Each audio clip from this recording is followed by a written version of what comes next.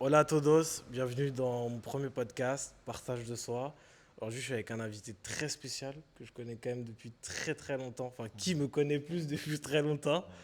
Je vais le laisser se présenter. Aujourd'hui, il va nous raconter son parcours, son histoire. On va essayer de détailler, mais peut-être pas trop, on va voir. Ça dépendra des questions, hein. Alors, je m'appelle Lamine Diarra, je suis originaire de région parisienne, du 93 de l'île Saint-Denis. J'ai bientôt 50 ans, même si ça se voit pas, à ce qui Pas du paraît. tout. Voilà, je suis éducateur sportif, aussi entraîneur de basket, et je vous raconterai tout ça au fil de l'interview. C'est parfait ça, c'est parfait. Alors, il y a une phrase que je vois que tu mets tout le temps sur les réseaux, que dans toutes tes publications, soit Insta, Facebook, Story ou quoi, c'est ce n'est pas mieux, c'est autre chose. Ça veut dire quoi ça pour toi, cette phrase? En fait, cette phrase, elle est arrivée quand je suis venu dans le sud. Comme j'ai dit, je suis de la région parisienne, j'ai vécu là-bas toute ma vie, hein. Et arrivé ici, à chaque fois, mes potes, ils me disaient, alors, c'est bien le sud, c'est bien le sud.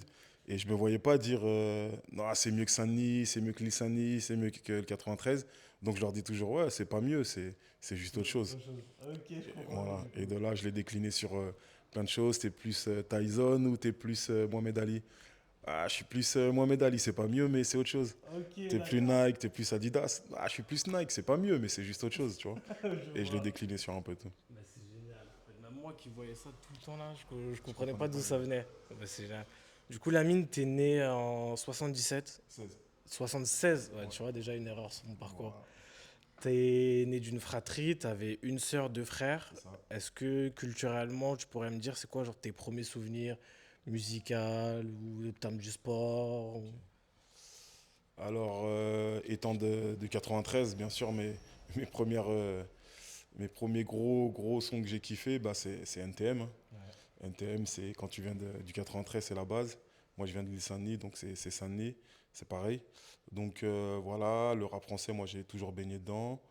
Je suis d'une génération où on est dans le début des années 80, où le rap il commence à exploser.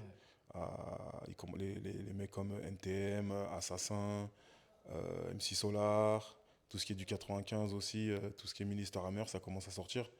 Donc mes premiers rap, c'est ça. Et aussi la découverte de Public Enemy.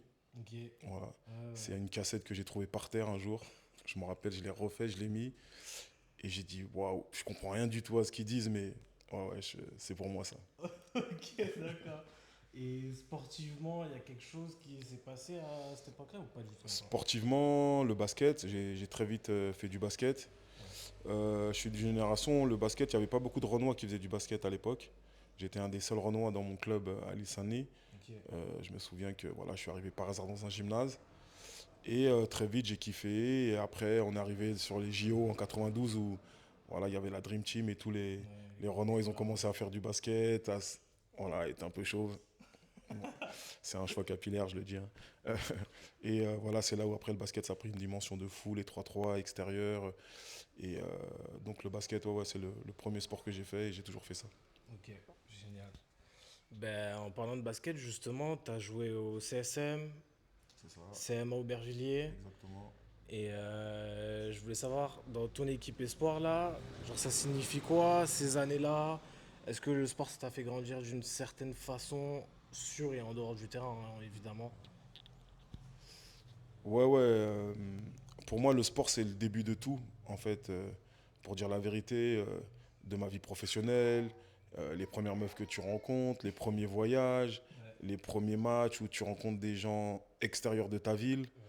ouais, En étant à Aubervilliers, je me rappelle, je connaissais des gens du tout le 93, toute l'Île-de-France, selon les matchs. Même aujourd'hui, à mon âge, tous mes, tous mes amis ils sont du basket. ok, Ils sont du basket. Le réseau que je peux avoir à côté de ma vie, c'est du basket. c'est du basket. Donc c'est le basket, j'ai envie de te dire, c'est ce qui a fait la personne que je suis aujourd'hui. Le sport en général. Ouais, le sport en Ouais, général. ouais. Putain, génial ça. Et j'ai des petites anecdotes. Ouais. Moi je trouve qu'il y en Allez, a. dis-toi. Ouais, il y en a quelques-unes qui sont marrantes quand même. Pareil que tu aurais joué avec Grand Corps Malade Et au ouais, CMA. bien sûr. Et ouais, ouais. En fait, il y a beaucoup de gens, Grand Corps Malade, c'est Fabien, Ouais. de son prénom. Et, on a joué ensemble à Saint-Denis d'abord. Ok. parce qu'il est de Saint-Denis, Grand Corps Malade, c'est D'accord. un gars de Saint-Denis. Donc on a joué ensemble à Saint-Denis, après on est parti à Aubervilliers, avec mon cousin Yaya qui rappait aussi, et Grand Corps Malade. J'avais aussi Comte de Boudherbala, Samy, qui était aussi basketteur. Jackie, qui aujourd'hui fait du cinéma, Ok. qui a fait un film avec, comment il s'appelle j'ai oublié son prénom, mais un gros acteur américain. Donc ouais, le basket, c'est tous ces mecs-là, c'est tout ça. Je te dis, le réseau d'aujourd'hui, ça vient du basket. Bah, en fait, c'est juste, vous commencez tous par le basket, mais aujourd'hui, il y en a acteurs, il y en a chanteurs, il y en a... C'est ça, c'est Ils ça. ont tous leur petite vie à côté. C'est Et ça. la deuxième anecdote, c'est, il paraît qu'avant chaque match, tu disais que tu raterais pas ton match, et on te passait la balle dans les premières minutes avec claquer un tomard. Ouais. Pour ceux qui savent pas, un tomard, du coup, c'est un dunk. Mm. Mais genre, c'était vraiment à chaque match, tu te disais, je veux pas le louper. Ben, en fait, c'est un petit jeu que j'avais avec mon cousin Yaya. Et je disais que en fait, le premier panier, c'est où les adversaires ils sont jamais prêts. Tu commences le match, tu dis pas qu'il y a un fou qui va essayer de mettre sur la première action à ce match. Et donc, et je disais à mes potes, les gars, si vous arrivez à 1 minute du match, ben, vous allez rater le premier match. Donc mon but, c'est à chaque fois, on faisait ça avec mes potes, on essayait de faire la passe directe à droite, parce que j'avais une bonne main droite, et essayer de marquer un smash au premier panier en Premier. moins de 5 secondes. Et dernière petite anecdote, mais José.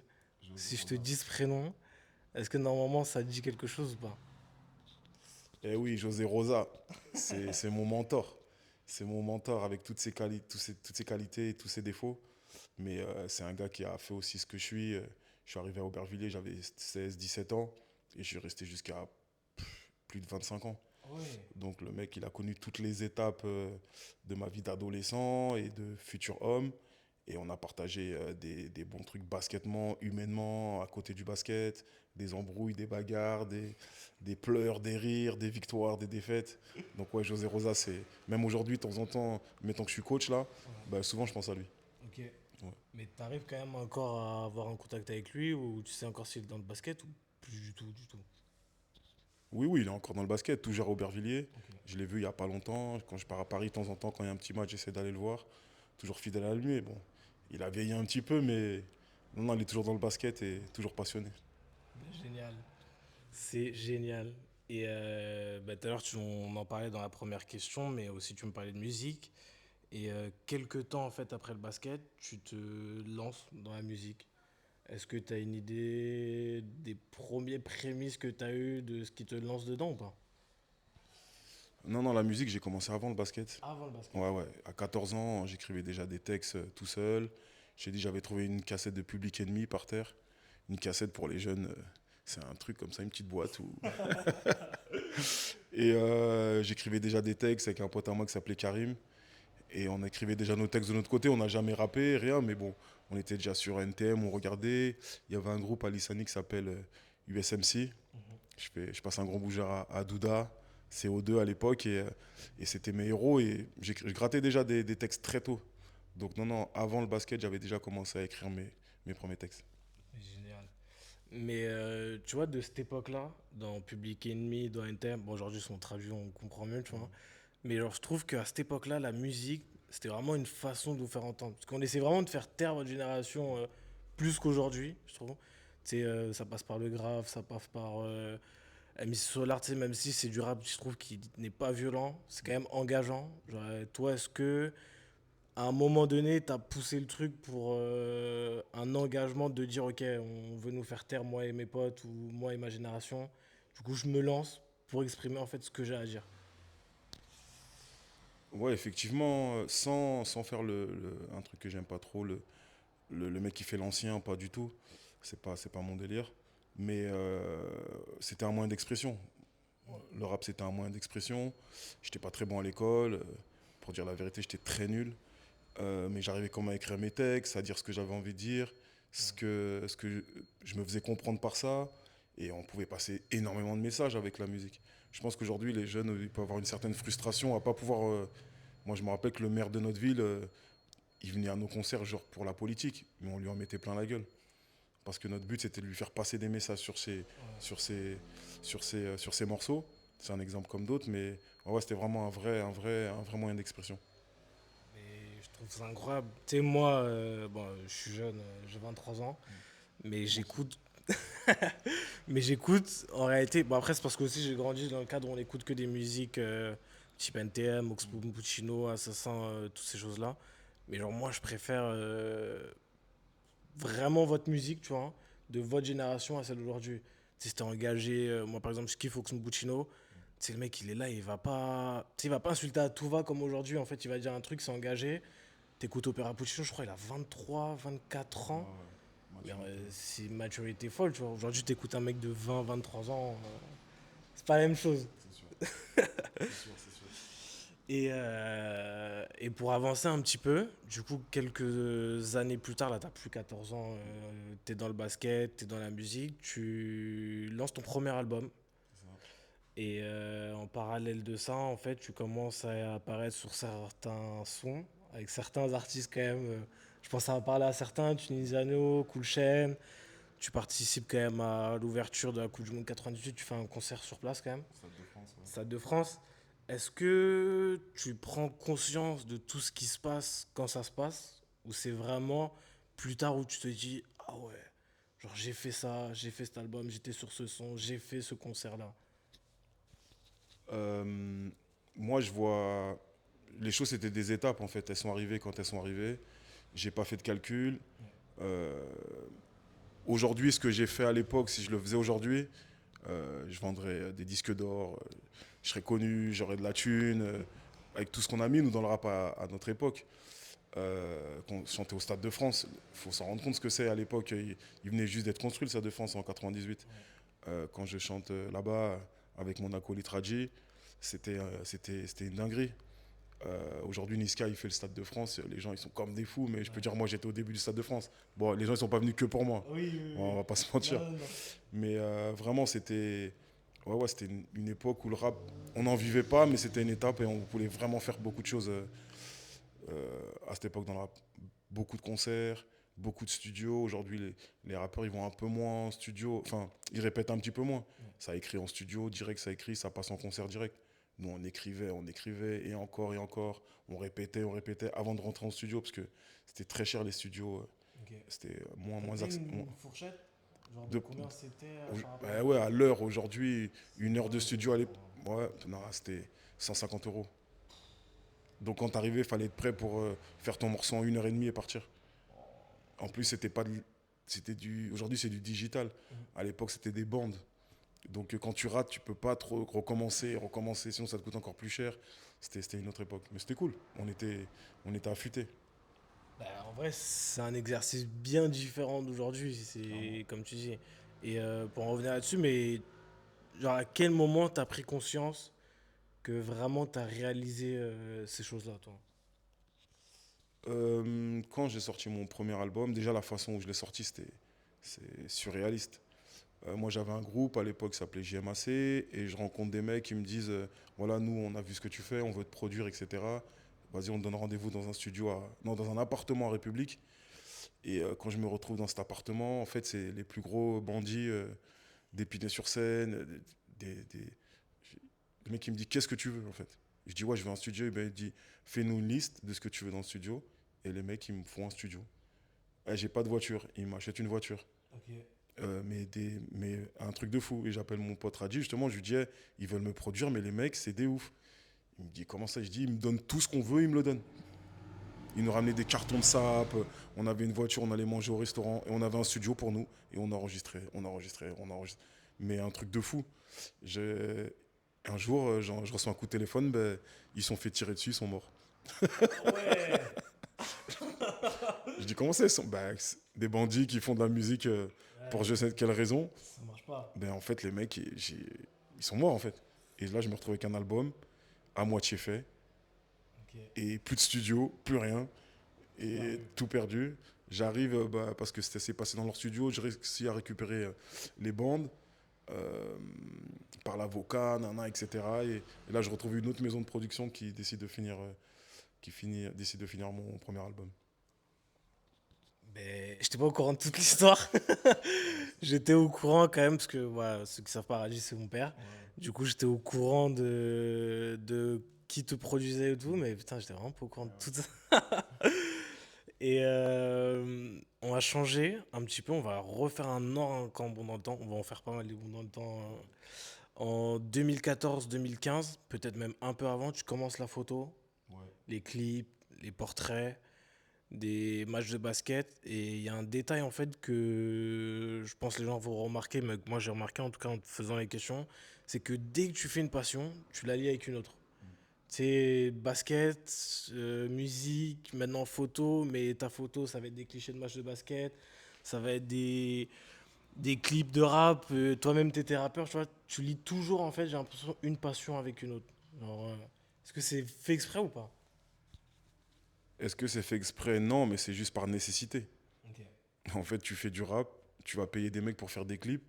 Tu vois que le mec, il a un appareil photo, il fait un clip. Bah, je vais acheter un appareil photo. Ouais. Je- Moi, je vais payer ce mec-là le prix d'un appareil photo. Bah, j'achète mon appareil. Aujourd'hui, il y a les réseaux, il y a YouTube, j'apprends à l'utiliser, je fais mes clips. C'est comme ça que j'ai commencé la photo, je prends mes photos. Et tout, moi, je suis autodidacte dans tout ce que je fais. Tout est par nécessité. Ok. J'ai fait ça, pour ça, j'ai besoin de ça, donc je fais ça. Pour ça, j'ai besoin de ça, donc je fais ça. Et comme ça, c'est là que. Enfin, toute ma vie, elle a été comme ça. On va tous commencer à le faire par nécessité. Non, mais je trouve ça cool en vrai que tu sais, bah, en fait, t'oublies pas vraiment la base de ce qui t'a fait. Genre, t'as commencé, comme tu dis, basket, la musique, et en fait, c'est un truc. Peut-être la musique aujourd'hui, ça te suit un peu moins, mais t'en écoutes pareil, je pense. Mais tu vois, c'est toujours des trucs quand même qui sont liés. Genre, même quand on voit tes stories, on voit quand même c'est des sons de rien. Beaucoup de booba. C'est ça. Beaucoup de booba. C'est ça. Et petite question qui m'intrigue, c'est est-ce que t'es de nature curieuse dans la vie? C'est impossible de faire tout ce que je fais si t'es pas curieux. C'est, c'est juste logique. Moi, je suis un mec qui essaie de comprendre les choses. Comme je t'ai dit, je suis autodidacte, donc je les ai pas appris sur les bancs de l'école. Donc c'est la curiosité qui me fait aller chercher des choses. Et une fois que je les ai, bah, j'essaye d'apprendre. Donc ça te demande d'être encore plus curieux pour encore passer à autre chose et encore et encore. Donc ouais, la curiosité, c'est la base. Mais est-ce qu'aujourd'hui, il y a des sujets, on va dire, ou des choses hors basket musique qui arrivent à capter ton attention, à te dire, c'est genre ce truc-là, ça m'intéresse en fait, j'ai quand même à être un peu curieux, à je sais pas, le soir regarder des vidéos sur YouTube, me dire, ok, mais peut-être que je voudrais essayer ça plus tard ou quoi. Ouais, tous les jours. Tous les jours, tous les jours. Aujourd'hui, il y a l'IA. Ok. Aujourd'hui, je suis à fond dans ça, j'essaie de comprendre. C'est pas de ma génération, mais déjà, je veux pas être perdu par le temps. Ça, c'est super important. Je suis coach en centre de formation. Il y a des petits, ils ont 16, 17, 18 ans, 15 ans. Et il faut suivre. Et moi, j'ai toujours suivi. Et c'est même un avantage que j'ai avec, par rapport à beaucoup de coachs. Bah, j'essaie de suivre le train. Il va très, très, très, très vite. Mais j'essaie de suivre et je raccroche le wagon. Donc, ouais, ouais, je suis toujours curieux. L'IA, que ce soit la photo, la vidéo. Aujourd'hui, on l'a fait différemment avec un téléphone. On arrive à faire des podcasts, on arrive à faire des clips, on arrive. Donc je suis toujours dans ça. J'ai plein d'idées encore qui arrivent en termes d'interviews avec des coachs de basket. C'est dans ma tête en ce moment. Donc ouais, ouais, je suis très curieux et il y a toujours à comprendre des choses.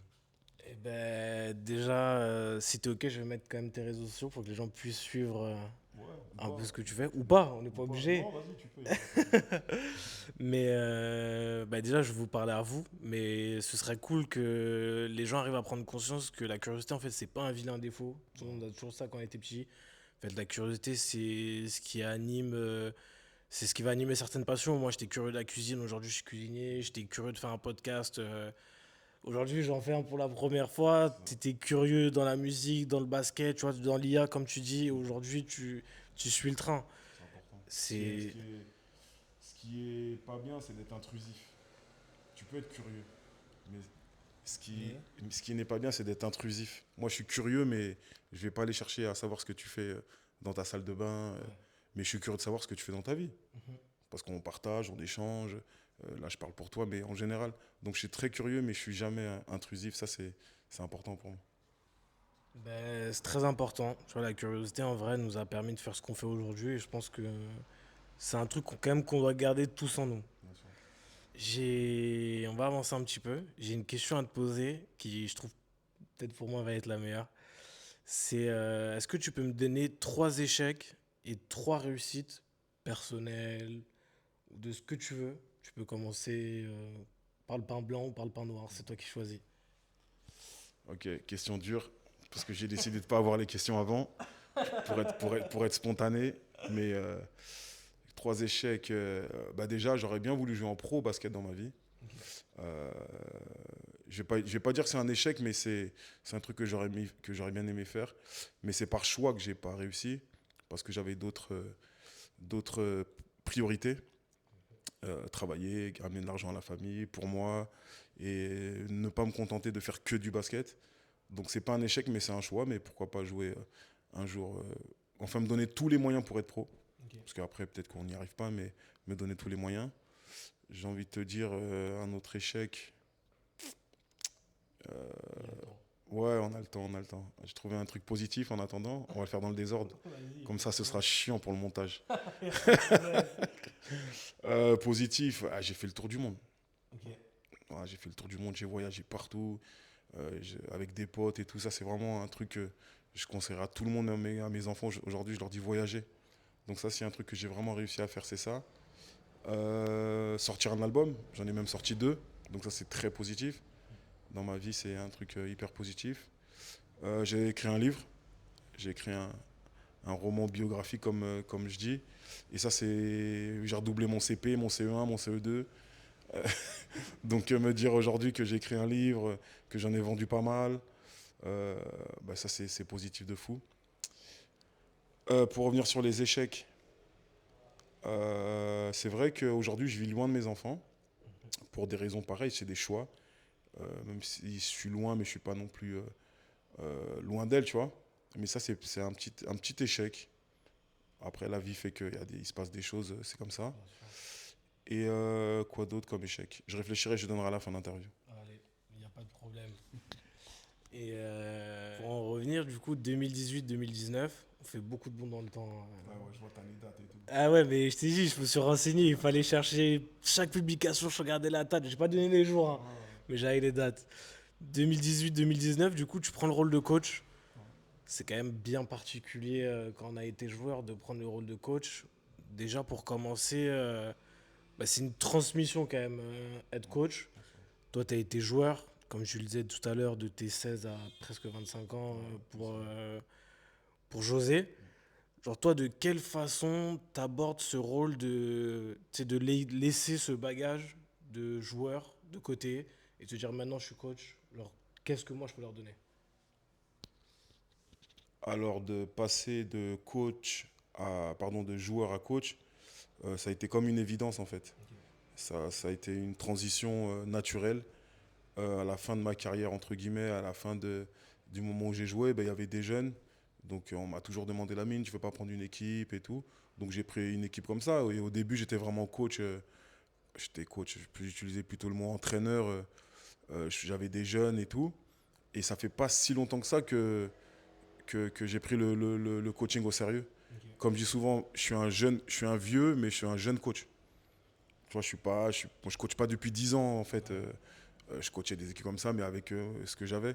Et ça fait 5 ans que vraiment j'ai pris ce rôle au sérieux où je passe des diplômes, je suis en centre de formation, j'apprends tous les jours, on reste encore dans l'apprentissage donc j'apprends, je vais en formation, j'ai des gros coachs autour de moi qui me font évoluer tous les jours. Donc ouais, pour répondre à ta question, ça a été une transition naturelle comme dans toute ma vie de partage, d'échange et de transmission. C'est génial. Bah, moi, c'est ouf. Tu sais, même moi qui étais athlète, il y a quand même ce truc un jour de se dire, ok, j'ai envie d'être coach, mais la réalité derrière, c'est est-ce que je vais en être capable? Ça, je sais pas. Est-ce que pendant ces... Bah, du coup, on va prendre plus ces 5 années-là où c'est vraiment sérieux pour toi. Est-ce qu'il y a eu des moments de doute qui ont commencé à apparaître sur ta vie, tes projets perso, ton rôle de coach ou autre? Des moments de doute, c'est tous les jours. Même aujourd'hui, je doute. Là, je passe un diplôme, j'ai tout validé, j'ai raté un truc. Je me suis dit, putain, j'ai raté ce truc-là, j'aurai mon diplôme. Je dis, putain, est-ce que vraiment j'ai envie de faire ça? On ne gagne pas nos vies, hein. Un coach, ça ne gagne pas de vie, ça ne gagne pas sa vie. Il ne faut pas se mentir. Donc, on a tous des projets à côté. Donc, est-ce que je mets toute cette énergie pour ça? Moi, il y a un truc chez la génération d'aujourd'hui, ils, ils sont beaucoup dans la consommation. Donc, moi, j'ai gagné 2 titres cette année avec mon club. Je le dis là, hein, j'ai des jeunes, je ne sais même pas s'ils m'ont dit, pas merci, mais ouais, coach, on a fait une bonne année. tout le monde est parti en vacances. Et j'étais tout seul, je me disais, mais en fait, il y en a, comme s'il n'y en a aucun qui se rendent compte de ce qu'on fait. Donc peut-être c'est générationnel, mais en fait, ils le pensent, mais ils n'osent pas le dire. Peut-être. Mais donc, moi, quand j'ai fini cette année, j'ai dit, waouh, on a pris un titre, les petits sont partis en vacances, les parents, pareil. Et je me suis dit, est-ce que vraiment c'est ce que je veux faire? Ben, je trouve que c'est un peu la culture de l'instant maintenant dans certains sports. Mais moi, ma génération 2002, tu vois, par exemple 2018, on fait une année monstrueuse, meilleure défense du pays, 0 point encaissé. Tu sais, même si on perd en demi-finale, on est là, notre coach, mais mec, on a fait une saison de fou, on a pris 0 point. Ouais. Faut avoir conscience quand même de ça et je trouve ça dommage que. Bah, peut-être ils en ont conscience en vrai, faut voir avec eux. Peut-être, mais en tout cas, ils n'expriment pas, Ouais. on le voit pas. Je me rappelle, on prend le titre, ils sont comme ça. C'est des ouf, les gars, on vient de gagner le championnat. C'est pas un truc de ouf. Ah ouais, ouais. C'est une formalité peut-être Ouais. juste pour eux. Je sais pas. Peut-être que non, hein, mais en tout cas, c'est comme ça Qu'ils l'expriment. qu'il l'exprime. Ouais. Donc ça, moi, j'aime pas ça, en fait. Ouais, je On n'est pas comprends. content, on n'est pas content, on est content, on est content. Faut qu'on l'exprime, après on rentre chez nous, mais on fait le truc, quoi. Je suis d'accord. Ouais. Et là, ce dont on va parler, je trouve ça ouf. Mais en parallèle du coaching, t'as. Bah, comme tu disais tout à l'heure, pardon, mais il y a pas mal de moments de doute. Mais il y a quand même des opportunités en fait qui s'offrent à toi. On va en parler, je trouve ça ouf. T'as une opportunité qui se présente à toi. Tu peux devenir garde du corps Mhm. sur des tournages de films, Stillwater, Bac Nord. Est-ce que quand tu as eu cette opportunité, déjà, tu te sentais légitime à recevoir cette proposition ou pas? Euh, En fait, moi, toute ma vie, c'est ça, en fait. Je ferme une porte parce que, vas-y, ça me plaît plus. J'ouvre une porte et un truc arrive. Mais depuis que je suis né, vraiment, on a parlé de tout ce que j'ai fait, la musique, le, le sport, le basket, les voyages. Mais tout est une question de porte fermée et de porte ouverte. Après, il y a aussi sûrement une question de compétence. Et après, il y a une question où je me suis toujours dit, je vais être un mec vrai, mais je suis qui je suis. Donc ouais, je suis garde du corps de star de ouf, star hollywoodienne, mais j'ai aucun diplôme, moi, dans la sécu. C'est ça. J'ai zéro diplôme. Je suis hors la loi quand je suis garde du corps de Matt Damon. Le mec, il pense que je suis un garde du corps de ouf. Mais en fait, j'ai zéro diplôme. Mais en fait, je suis juste moi. Ouais, mais c'est ça. Tu vois, et donc le mec, il se dit, en plus, je parle pas anglais. Truc de ouf. Le mec, il est garde du corps d'une star hollywoodienne, mais il parle pas anglais. Donc ouais, ça commence, je suis dans la rue à Marseille. Il y a des mecs qui font du blocage. C'est l'été, j'ai pas de taf. Il y a moins de taffer. Vas-y, tu gardes les rues. Et de là, tu tombes sur un acteur. Tu peux l'amener vite fait à la loge. Ouais, ouais, si tu veux. Et lui, quand il revient, il dit, ah ouais, je veux que c'est lui qui soit avec moi tout le temps. Et après, il rentre à Paris, il dit, eh, quand tu vas à Paris, il y a un autre mec, etc., etc. Et il s'agit qu'il y a un mec, un pote à moi qui est responsable de la sécu. Et je me trouve à faire garde du corps d'acteurs, de footballeurs, et zéro diplôme. Et je sais même pas comment j'ai pu faire ce métier. Et j'ai fait ça pendant 2 ans, et j'ai voyagé. C'était ouf. Mais en vrai, je trouve ça dingue de se dire. Mais de toute façon, en fait, c'est ce qui fait le personnage que tu es Ouais, aujourd'hui. je crois. C'est que, comme tu le disais, tu vois, à l'école, tu n'étais peut-être pas le meilleur des élèves. Mais c'est ce que aussi je veux faire prendre conscience aux gens qui vont écouter ou regarder le podcast, tu vois, c'est que t'es pas obligé d'avoir des diplômes, t'es pas obligé de faire telle ou telle formation comme on te dit de faire à l'école pour en fait te créer des opportunités. Tu vois, comme tu dis, toi t'es toi-même et en fait juste au bout d'un moment, mais comme nécessité en fait, le mot il revient à chaque fois, c'est à un moment donné, je viens d'arriver, je cherche du taf, je veux voir un mec, je vais le voir et bim, ça se crée en fait. C'est ça. Et en vrai, je trouve ça incroyable de se dire que bah, en fait, tu vas juste chercher l'opportunité. Tu t'attends pas qu'on vienne te la donner. De toute façon, On viendra jamais te la elle donner. viendra jamais te la donner. Donc ça, je trouve cool. Et comment tu prépares bon là, tu viens de le dire, on t'a dit comme ça, va accompagner cette star dans la loge, mais alors comment tu prépares ton premier jour à te dire, genre là, vas-y, aujourd'hui, c'est vraiment mon premier jour de travail, genre je dois garder ce mec. Tu sais, c'est pas commun de dire que je dois être garde du corps de quelqu'un. Alors comment toi tu prépares ça de ton côté en fait? En fait, j'ai rien préparé du tout. C'est ça. J'ai rien préparé. Il y a un mec, il me fait confiance. Faut que je fasse attention à lui. C'est naturel chez moi moi, je viens d'un quartier où mes potes, j'étais le daron de beaucoup. j'ai jamais bu d'alcool, j'ai jamais fumé de shit, je suis toujours lucide. Moi, il y a des potes, ils m'ont payé des vacances. Ils me disent, Lamine, viens en vacances avec nous. Et on paye tout, juste tu restes avec nous. Si on est bourré, tu nous mets une tarte, tu nous fais rentrer. Si quelqu'un veut nous agresser, bah, tu lui expliques que toi, tu es à jeun, laissez-le tranquille. Euh, mais toute ma vie, c'est ça. Donc, avant de faire ma démon, j'étais déjà avec des petits acteurs. J'étais juste moi, en fait. Je marchais avec eux. Quelqu'un voulait parler, non, laisse tomber. Et j'ai aussi ce truc où je peux me fondre dans plein de décors. Donc on tourne en banlieue, bah, je peux parler banlieue. On tourne dans le 16e à Paris ou dans le 8e ici, bah, je peux parler correctement d'une autre manière. Bon, je fais quand même 1m95 et plus 100 kilos. Ça peut aider un petit peu, on va pas se mentir. Mais je suis surtout moi. Et vraiment, quand je dis je prépare rien, je suis pro. J'arrive, planning, Toki, il est à l'épile, je bois mon café, j'arrive une demi-heure en avance. Qu'est-ce qui va se passer? Tac, tac, tac. Mais ça, c'est quand tu es coach, tu fais ça. Quand tu rappes, tu dois être à l'heure. Si tu écris un livre, il faut être focus. Si tu es avec tes potes. Donc, en fait, j'étais juste normal. Et je pense que euh, beaucoup d'acteurs ou même les gens qui m'ont fait travailler, bah, ils voyaient ça en moi. Hola todos, j'espère que cette première partie d'épisode avec Lamine vous a plu. Je vous encourage très nombreusement à me donner votre avis dans les commentaires pour savoir quel point je pourrais améliorer. Il y a déjà un deuxième épisode en préparation, je vous en dis pas plus. Je vous encourage également à me suivre sur mes réseaux. Bisous todos.